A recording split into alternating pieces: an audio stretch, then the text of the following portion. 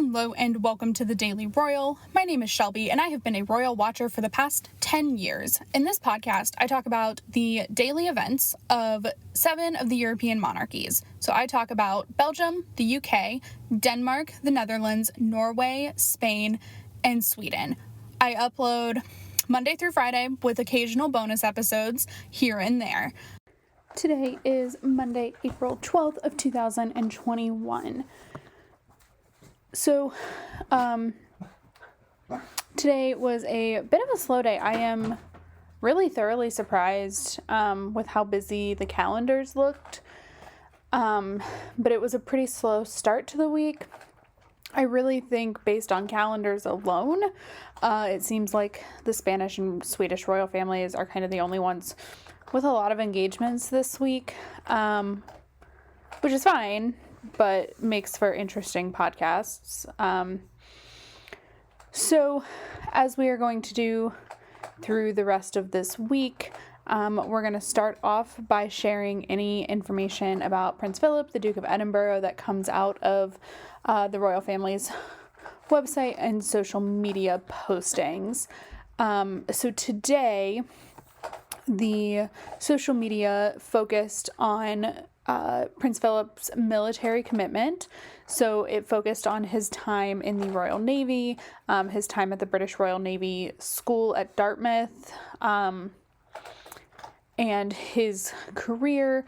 I think it said that he was the youngest person to ever become a first lieutenant during ever, but then this was during the Second World War, and I think I mentioned he was in fighting against fascists in Italy, as well as in Japan, fighting against the Japanese. So they also focused, of course, that while his naval career was incredibly promising, it was, of course, cut short due to Queen Elizabeth's, her becoming queen, and the early death of Philip's father-in-law, King George VI. They also talked about how he has remained committed to military causes, so not just the Navy, but the Royal Army and Royal Air Force as well. And then I don't think I mentioned yesterday what some of the items on his casket will be. So it'll be draped. He has a royal standard of his own that'll be draped on his casket. And then there will be his naval cap and a bouquet of fresh flowers that are presumably going to be from the Queen. That's an assumption. I don't know. So that was kind of the social media focus. And then I don't know if this is a trend that is going to continue. We have heard from all of Queen Elizabeth's children now via either in-person statements or written statements or the church service yesterday. And then today, the Duke of Cambridge released a statement on the passing of the Duke of Edinburgh as well. So I don't know if this trend is going to continue or if it's going to stop with William. I do know that Prince Harry, the Duke of Sussex, today also released a statement. It was not shared by the royal family social media, but if I can find it quickly enough while I'm recording, I will go ahead and read his as well. But today, William released a statement as well as a new photo that we had never seen with the Duke of Edinburgh and Prince George taken at the Sandringham estate. And George was 2, so this was taken in 2015, and they were in a carriage, which is something that Prince Philip occupied his time with when he could no longer play polo. He began to take on competitive carriage driving, and so he came And it seems like maybe according to this statement, which I'll read in just a second, would pick up at least George, possibly Charlotte too, but they only had a picture of George when he was 2, so I don't know how long he was carriage driving into his life, but it's a beautiful photo, and just like a very casual reminder that at the end of the day, these are family members who are involved. So, William's statement read, "My grandfather's century of life was defined by service. To his country and commonwealth, to his wife and queen, and to our family. I feel lucky to have not just had his example to guide me, but his enduring presence well into my adult life, both through good times and the hardest days. I will always be grateful that my wife had so many years to get to know my grandfather and for the kindness he showed her. I will never take for granted the special memories my children will always have of their great-grandpa coming to collect them in his carriage and seeing for themselves his infectious sense of adventure as well as his mischievous sense of humor. My grandfather was an extraordinary man and part of an extraordinary generation. Catherine and I will continue to do what he would have wanted and will support the Queen in the years ahead. I will miss my grandpa, but I know he would want us to get on with the job." So that is William's statement that was shared this morning. It's beautiful and personal, and I appreciate in this time when you were not seeing members of the royal family because they are in mourning, and of course, that takes precedence. But I do appreciate that we are hearing from them in ways that are extremely personal and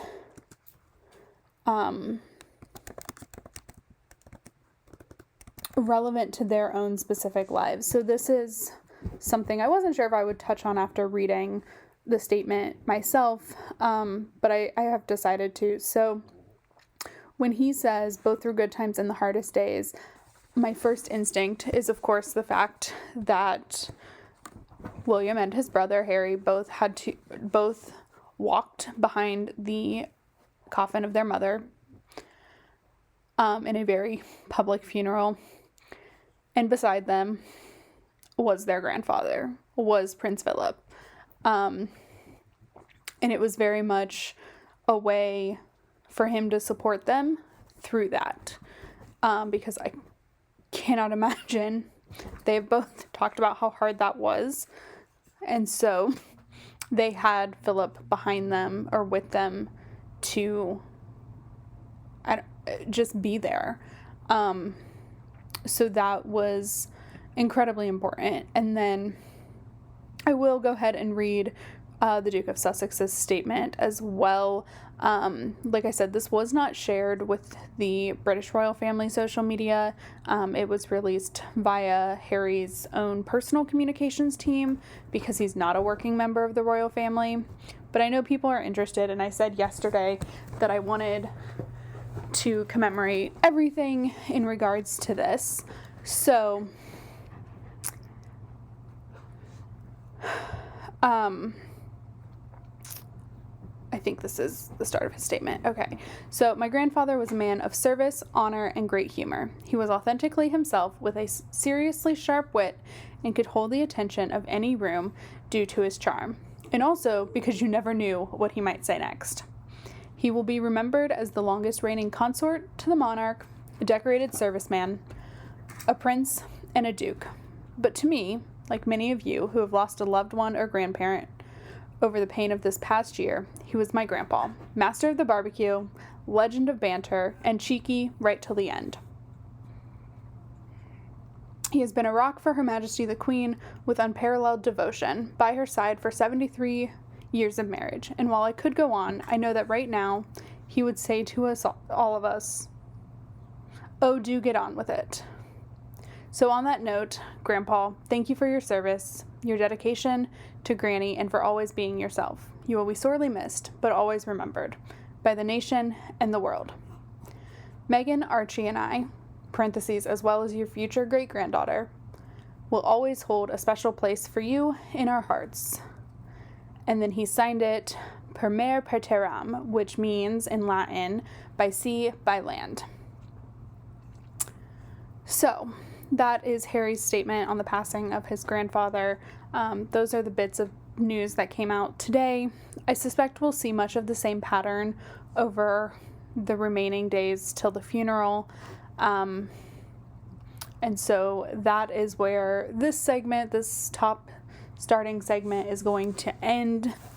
And we are going to continue on with the Dutch royal family. So nothing today in Belgium. Again, still their website hasn't been updated. The court circular for any events not pertaining to the Duke of Edinburgh, there was no court circular today. And then there was nothing in Denmark. So we are going to move on to the Dutch royal family.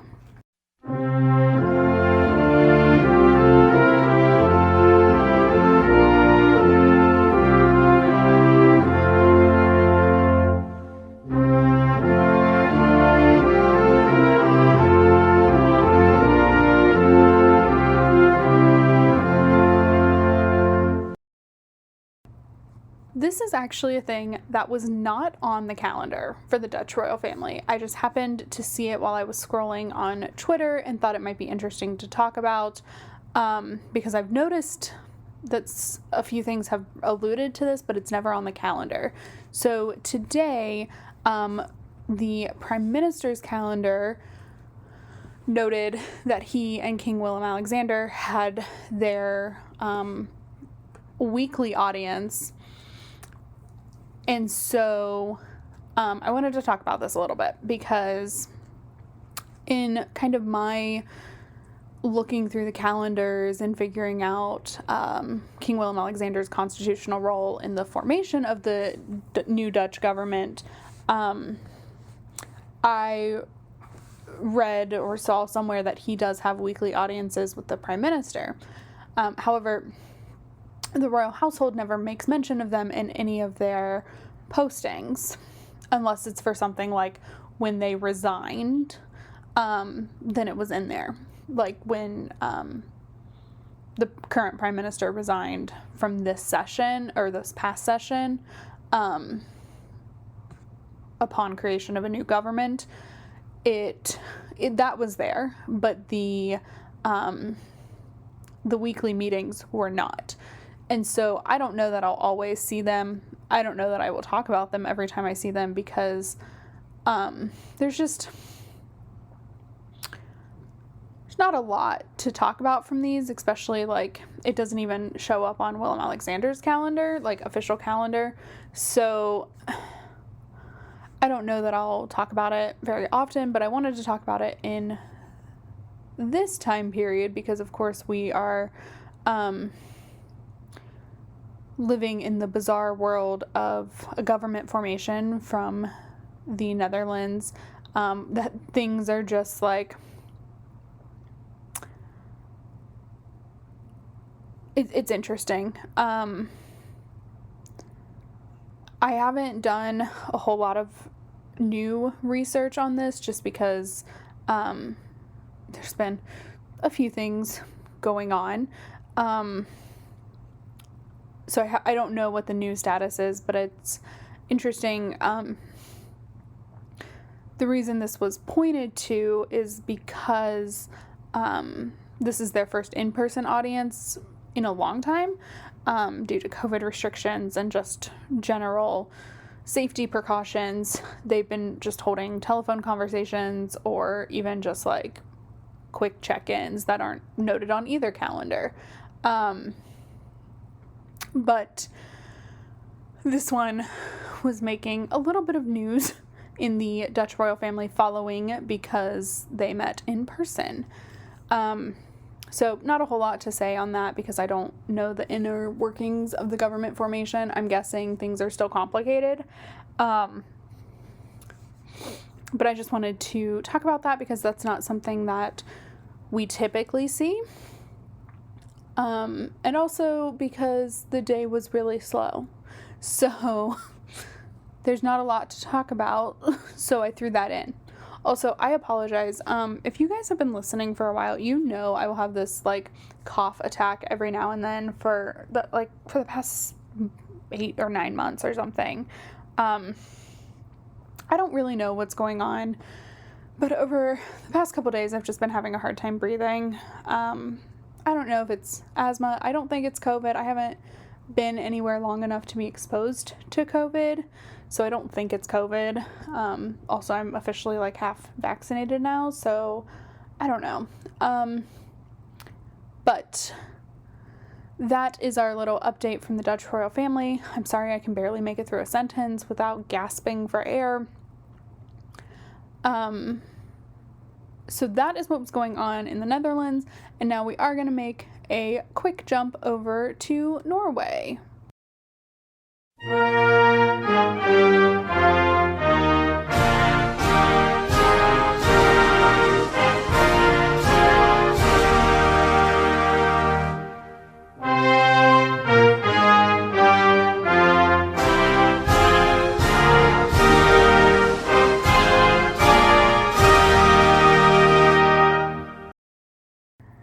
Today, King Harald has officially returned to work, and it felt really good to see his name. It felt really good. It felt super, super needed. Just with the sadness of the past weekend, and also Harald being on sick leave for almost 3 months, it just felt lovely to see his name back on the calendar. So today he held a couple of different audiences. First, he held an audience with the Chief of Defense. Crown Prince Haakon was also present, so much for Haakon getting a week off. That's okay. And then he also held an audience for the newest Knight First Class of the Royal Norwegian Order of St. Olaf. Again, I mentioned that the day was slow, so I wanted to go into a little bit of explanation of what this Order of St. Olaf is. So every royal household has these orders, which are awards of distinction given by the royal families. So in the UK, you have lots of different orders, the Royal Victorian, GBE, lots of different orders. I think I can't remember which one specifically I'm thinking of at the moment, but like there are just a lot of orders in the UK. And then in Norway, they have the Order of St. Olav, which is the only order they have. So King Harald serves as the Grand Master. And then there are 3 grades below that. So Grand Cross, which goes to most heads of states, as well as their spouses and sometimes their children. And then Commander is below that. And then Knight, which is more for services in Norway. So this happens pretty often in Norway, that King Harald will award a couple of different orders for different distinctions. And so today the order went to a professor. And they, for the Knight orders, they're given, I think, a medal, like a ribbon with a medal at the end of it that you'll see kind of pinned to like a lapel or a dress or something. And then other grades of the order will have the sashes or the collars, lots of different things. So I just wanted to like go into an explanation of this. Like I said, each royal household has them. Most countries have them. I think the U.S., ours is is it the Presidential Medal of Freedom? We have a few, but the bigger one I think is the Medal of freedom, I think. And that's the one, there was this viral video like 5 years ago with now President Biden receiving it when he was vice president from President Obama. When King Felipe was in Peru in 2018, he received the highest level of the Peruvian order in a small little ceremony. He also, when they were in Cuba in 2019, gave out the Spanish Order of Carlos III to, I think he's a historian in Cuba, but he received the order there, or delivered the order. So this happens a lot, these ceremonies. We're not seeing them right now with heads of state because we're not seeing heads of state really come together. So, I don't know, expect more maybe sometime, we'll see. So that's what was going on in Norway, and now we are going to go ahead and move on to Spain.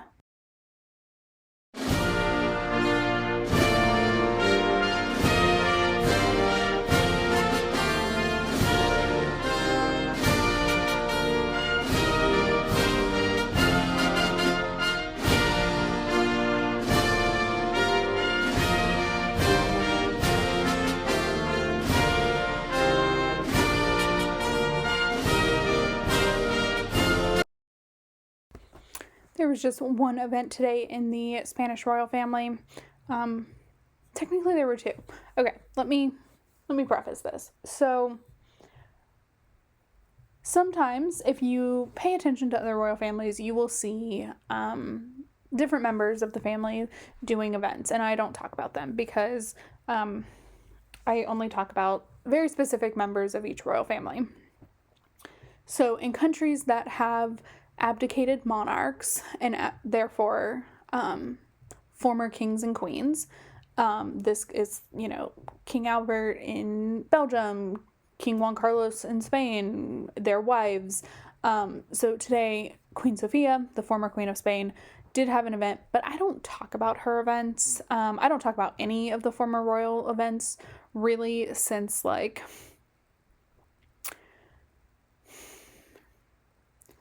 probably April or May of last year when when things started picking back up. I just realized that, one, I'm only one person and can't keep track of it all, but two, the more I got comfortable, the more I talked, the less time there was. So I mentioned that because I am going to talk very briefly here at the top about Queen Sophia's event, but only because she did this really cute thing, and it's just impossible not to see it as a little wink to, not even a wink, that's way too positive and a cute word, but a nod to the British people for their loss of Prince Philip. So today she had an event. It was a video conference with different Parkinson's organizations, I think, and she wore a poppy pin on her jacket. And a poppy is the sign of remembrance in the UK. Typically it's worn in November, before Remembrance Day, but I just thought it was a lovely gesture, and she is the type of royal who doesn't do anything by accident. Everything she does is super intentional. And I just thought it was a wonderful little nod, because they were also related, because Sophia is from Greece and a member of the former Greek royal family. Her brother is the former king of Greece. And so she was the daughter of a king of Greece, and therefore a cousin to Prince Philip. I don't know what. I've seen two different things. I've seen on his relationship with King Constantine, who is Sophia's brother, that they were first cousins once removed, so they were just on different generation lines. But then I also saw today, like, her second uncle, which I don't think is right. I think they're cousins, like closely related cousins.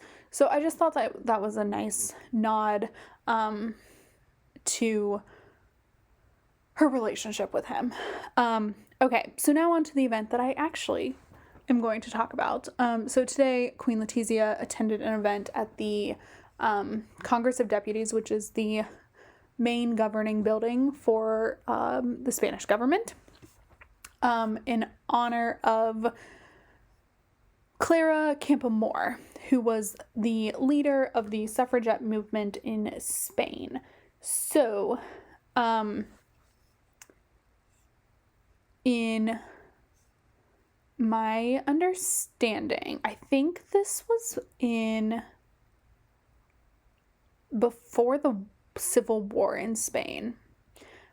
She was working hard to get women the right to vote,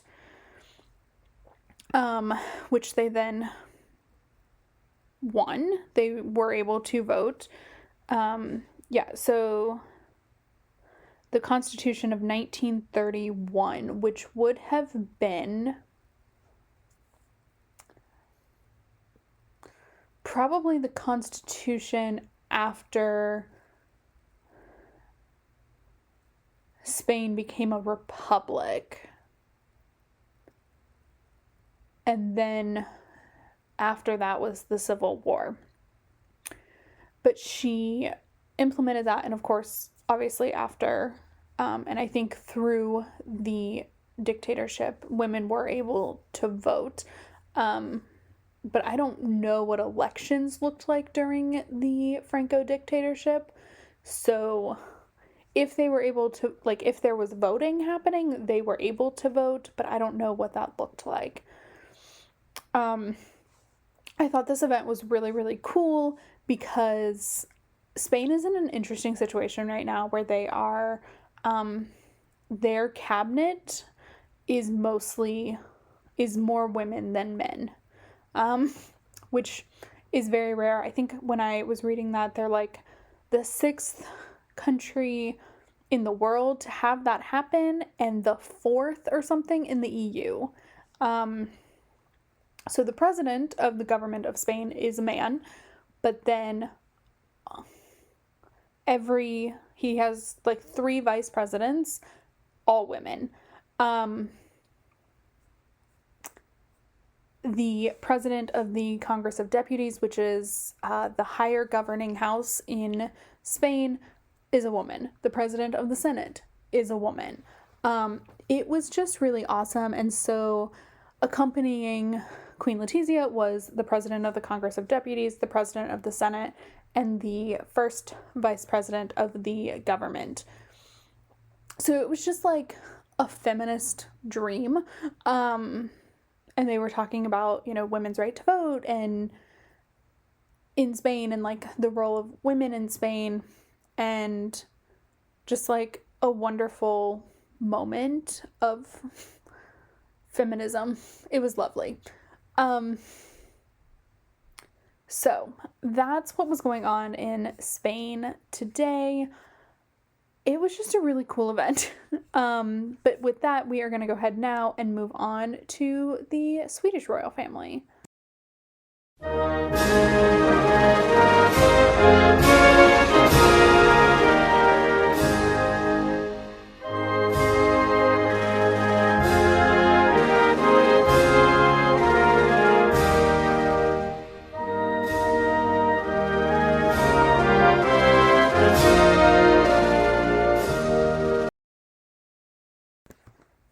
In Sweden, like I mentioned, we are starting a week of busy. So today there were 3 events in the Swedish royal house. First, King Carl Gustaf and Crown Princess Victoria took part in a digital meeting with representatives of Keep Sweden Clean, which is an organization focused on keeping the forests as well as the cities in Sweden clean and environmentally sound. And I think Carl Gustav is patron of that organization. I think is what that is. So that was first, and then Crown Princess Victoria and Prince Daniel took part in a digital seminar with Generation PEP, which is an organization that came out of the Crown Princess Couples Foundation. And during that seminar, Generation PEP released the 2021 PEP report, which is all about what the organization is going to be doing over the next year. And then we had Prince Daniel holding a digital meeting with representatives from the Swedish Basketball Association. So that's cool. Let's dive in a little bit more on that if we can. I'm going to see if there's a decent enough readout that I can share. So during the meeting, Prince Daniel, basically it was an update on the business of basketball and how COVID has affected that, but as well as ongoing plans for, I don't know, can we call it a restart anymore? But plans for what they are planning for when we can gather again and be part of that partaking of sport. So that is what was going on.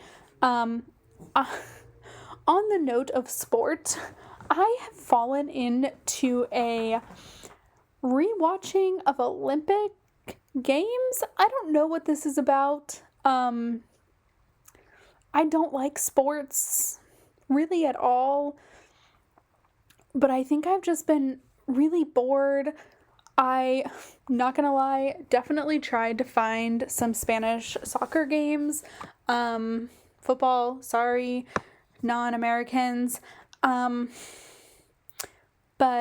I don't have access to those games. There is the 2021 Kings Cup coming up this weekend. I will probably watch that. I don't know, I've just been watching sporting events.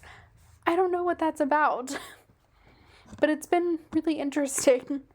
So that is kind of what's been going on in my life, aside from just general life, but I definitely have been watching way too many sports.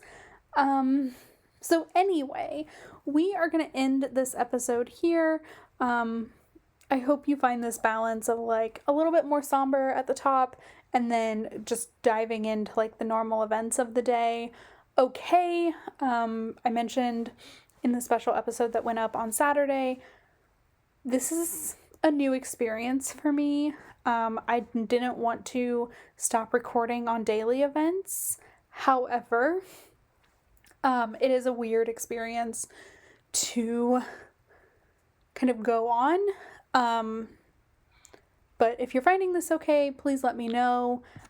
Check out all the places you can find the Daily Royal. So thedailyroyal.com, the Daily Royal on Instagram. Like and review this podcast wherever you're listening. And I will talk to you all tomorrow. Have a great Tuesday. Bye.